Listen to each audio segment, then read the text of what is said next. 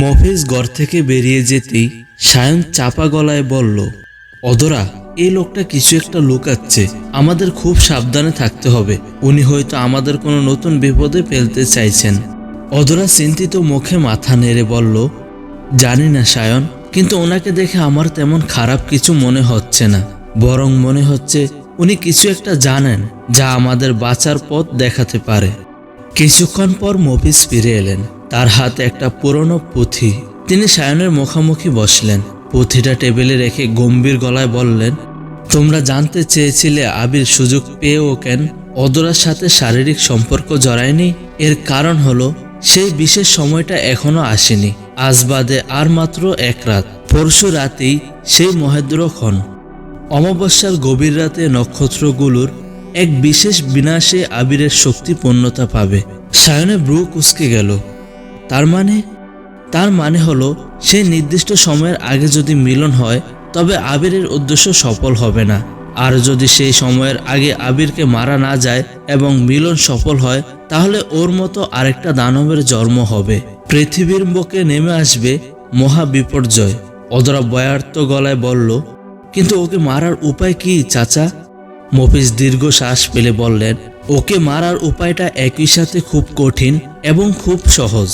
আবিরের এই সন্তান জন্মদান প্রতিক্রিয়া সফল করতে একজন কুমারী মেয়ের প্রয়োজন, সদ্য অক্ষত শরীর।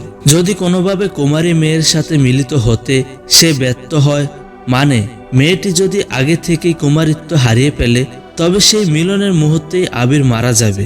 তার নিজের অভিশাপই তাকে ধ্বংস করবে। এ কথা শুনে অদরার হাত পা ঠান্ডা হয়ে এলো। সে তো কুমারী, তার মানে সেই আবিরের সহজ শিকার। সায়ন অস্থির হয়ে বলল, এছাড়া কি আর কোনো উপায় নেই? মফিজ মাথা নাড়লেন, না বাবা, আর কোনো উপায় নেই। এই প্রতিক্রিয়ার একটা ভয়ঙ্কর দিক হলো, ওই মেয়ের যখন বাচ্চা হবে তখন সে মারা যাবে, আর বাচ্চা জন্ম নেওয়ার সাথে সাথে আবির নিজেও মারা যাবে।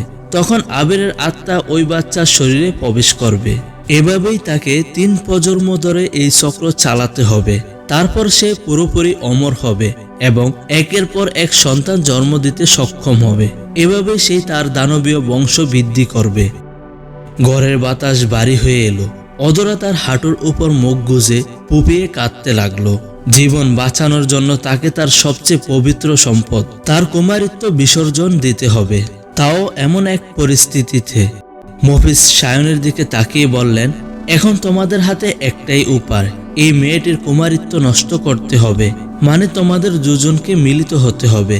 যদি অদরা কুমারী না থাকে, তবে যখন আবির তার সাথে মিলিত হতে যাবে, তখন সেই স্পর্শ আবিরের জন্য বিষ হয়ে যাবে, সে ধ্বংস হয়ে যাবে। এখন বাঁচার জন্য তোমরা কি করবে সেই সিদ্ধান্ত তোমাদের। এই বলে মফিজ ঘর থেকে বেরিয়ে গেলেন, যেন তাদের ভাবার জন্য সময় দিলেন। অদরা কান্নায় ভেঙে পড়ল। তার মনে হলো পৃথিবীটা তার পায়ের নিচ থেকে সরে যাচ্ছে। যে সতীত্ব সে আবিরের জন্য, তার ভালোবাসার মানুষের জন্য সযত্নে আগলে রেখেছিল, আজ সেটা একটা উপায় হিসেবে বিসর্জন দিতে হবে। সায়ন ধীরে ধীরে অদরার সামনে এসে বসলো, আলতো করে তার কাঁপতে থাকা কাঁধে হাত রাখলো। অদরা বেজা চোখে সায়নের দিকে তাকালো। সেই চোখে ছিল লজ্জা, ভয় আর অপারগতার এক করুণ সংমিশ্রণ। সায়ন অদরার হাত দুটো নিজের হাতের মুঠোয় নিয়ে শক্ত করে ধরল। তার চোখে কোনো লালসা নেই, আছে ইস্পাত কঠিন দৃঢ়তা। অদরা, শুনুন, এতদিন আমার লড়াই ছিল শুধু এই নিশিরবিলের রহস্য উদ্ঘাটন করা, কিন্তু এখন থেকে আমার লড়াই বদলে গেল। এখন আমার লড়াই আপনার সম্মান রক্ষা করার। আমি আপনাকে কথা দিচ্ছি, যত বড় বিপদে আসুক, আপনার সতীত্বে একটা দাগও আমি পড়তে দেব না। আমি বেঁচে থাকতে না আমি আপনাকে ছোঁব, আর না ওই আবির আপনাকে স্পর্শ করতে পারবে। আমরা অন্য কোনো পথ খুঁজে বের করবই। অদরা বিস্ময়ে সায়নের দিকে তাকিয়ে রইল। কান্না থেমে গেল তার। এমন পরিস্থিতিতে যেখানে সুযোগ ছিল, যেখানে প্রয়োজনের দোহাই দিয়ে সায়ন সহজেই তার কাছে আসতে পারত, সেখানে এই অচেনা ছেলেটা তাকে এমন সম্মান দিচ্ছে। এই স্বার্থপর পৃথিবীতে সায়নের মতো মানুষও আছে। অদরার মনে হলো আবিরের মিথ্যা ভালোবাসার চেয়ে সায়নের এই নিঃস্বার্থ প্রতিজ্ঞা অনেক বেশি দামি। সায়নের চোখের দিকে তাকিয়ে সে এক নতুন সাহস খুঁজে পেল। সায়ন ঘরের ভেতর অস্থিরভাবে পায়চারি করছে, কপালে চিন্তার বাজ। অদরা তার পাশে এসে দাঁড়ালো। কি ভাবছেন সায়ন? সায়ন থামলো। অদরার চোখের দিকে তাকিয়ে বলল, আমাদের যে কোনোভাবে মফিজের আসল উদ্দেশ্য জানতে হবে। আমার দৃঢ় বিশ্বাস উনি এখনই তার স্ত্রীর সাথে এই বিষয়ে কথা বলবেন, আর সেটাই আমাদের একমাত্র সুযোগ সত্যটা জানার। অদরা চিন্তিত মুখে বলল, কিন্তু জানবেন কিভাবে? দরজায় কান পাততে গেলে যদি হঠাৎ দরজা খুলে পেলে, তখন তো ধরা পড়ে যাব। সায়নের ঠোঁটের কোণে এক চিলতে হাসি ফুটে উঠল। একটা উপায় খুঁজে পেয়েছি যেটা শতভাগ কাজ করবে। মফিজের শোবার ঘরের জানালায় কান পাতা। অদরা চমকে উঠল। বলেন কি? এটা কিভাবে সম্ভব? মেন গেট তো মনে হয় বন্ধ করে দিয়েছে। এই পুরনো আমলের বাড়ির জানালাগুলো লক্ষ্য করেছেন? কোনো গ্রিল নেই, পাল্লা দেওয়া, আর জানালার নিচে কানিশ আছে যেটা ধরে সাবধানে হাঁটা যাবে। আমি জানালা দিয়ে বেরিয়ে ধীর পায়ে ওই জানালার কাছে যাব। অদরা শিউরে উঠল, কিন্তু এটা তো খুব ঝুঁকির কাজ। পা পিছলে গেলে? আমায় নিয়ে চিন্তা করবেন না, কিচ্ছু হবে না। সায়ন জানালার চিটকিনিটা সাবধানে খুলল। মরিচে ধরা কবজায় সামান্য শব্দ হলো, কিন্তু সেটা উপেক্ষা করার মতো। জানালার বাইরে গুটগুটে অন্ধকার। সায়ন এক পা বাড়ালো, তারপর হঠাৎ থেমে গিয়ে অদরার দিকে ফিরল। কিছুটা ইতস্তত করে বলল, অদরা, একটা কাজ করতে হবে। ওরা যেন ভাবে সত্যিই আমরা মিলিত হচ্ছি, তাই আপনাকে একটু অভিনয় করতে হবে। অদরা ব্রু কুচকে তাকালো। এমন অভিনয়? সায়ন এবার লজ্জায় কান লাল করে ফেলল। আমতা আমতা করে বলল, এই সময় মেয়েরা যেমন শব্দ করে, একটু আওয়াজ আর কি। অদরা প্রথমে থতমত খেয়ে গেল, তার ফর্সা গাল লজ্জায় রাঙ্গা হয়ে উঠল। পরক্ষণে সে পরিস্থিতি বুঝতে পেরে হেসে ফেলল। জি, জানতো আপনি আপনার কাজ করুন, আমি এদিকটা সামলাচ্ছি। সায়ন সাবধানে কানিশ বেয়ে দেয়াল ঘেঁষে মফিজের জানালার দিকে এগোলো। ঠিক সেই সময় ঘরের ভিতর থেকে অদরার এক চাপা আর্তনাদের মতো শব্দ ভেসে এলো। সায়ন মনে মনে হাসল। নারীরা সত্যি অভিনয়ে সেরা।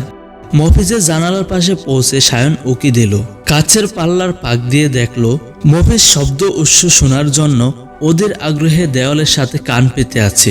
একটু পর তার মুখে পৈশাচিক এক হাসি ফুটে উঠল। তার চোখ দুটো লোভে জল করেছে। মফিজ দ্রুত পায়ে বিছানায় বসা রেশমার কাছে গেল এবং তার হাত দুটো ধরে উল্লাসে বলে উঠল, আমাদের কাজ হয়ে গেছে রেশমা, ওরা পাদে পা দিয়েছে। এখন যদি আবির এই অপবিত্র মেয়েটির সাথে মিলন করতে পারে, তাহলেই কেল্লা পথে। মানুষের রক্ত আর শয়তানের বীজ মিশে জন্ম নেবে এক নতুন প্রজাতি, শয়তান মানব। আর তাদের মাধ্যমেই আমরা হব মহা শক্তিশালী। এই নিশিরবিলের রাজত্ব তখন আমাদের। সায়নের রক্ত হিম হয়ে গেল। তার কুমারিত্ব গল্পটা ছিল মফিজের এক মস্ত বড় চাল। আসলে তারা চাইছিল অদরাকে অপবিত্র করতে, যাতে আবিরের কাজ সহজ হয়। সায়ন আর এক মুহূর্ত দেরি না করে কানিশ বেয়ে ফিরে এলো। ঘরে ঢুকেই অদরা হাত ধরে বলল, তাড়াতাড়ি চলুন অদরা, আমাদের এখনই পালাতে হবে। ওরা আমাদের বলি দেওয়ার চক্রান্ত করছে। কিন্তু কেন? কি শুনেছেন আপনি? পরে সব বলবো, আগে এখান থেকে বের হতে হবে। সায়ন দরজার দিকে ছুটে গেল, কিন্তু হাতল ঘোরাতেই বুঝলো দরজা বাইরে থেকে তালা দেওয়া। শিট, দরজা লক করে দিয়েছে। অদরা চারপাশ তাকিয়ে একটা পুরনো শাড়ি দেখতে পেল, যেটা হয়তো পর্দা হিসেবে রেখেছিল। সায়ন, ওই শাড়িটা, ওটাকে দড়ি হিসেবে ব্যবহার করতে পারি আমরা। সায়নের চোখ উজ্জ্বল হয়ে উঠল। দারুণ বুদ্ধি, দিন ওটা। সায়ন দ্রুত হাতে শাড়িটার এক প্রান্ত জানালার গ্রিলবিহীন ফ্রেমে শক্ত করে বাঁধল। তারপর অদরাকে বলল, আপনি আমার পিঠে চড়ে বসুন বা আমাকে শক্ত করে ধরুন, আমি আপনাকে নিয়ে নামবো।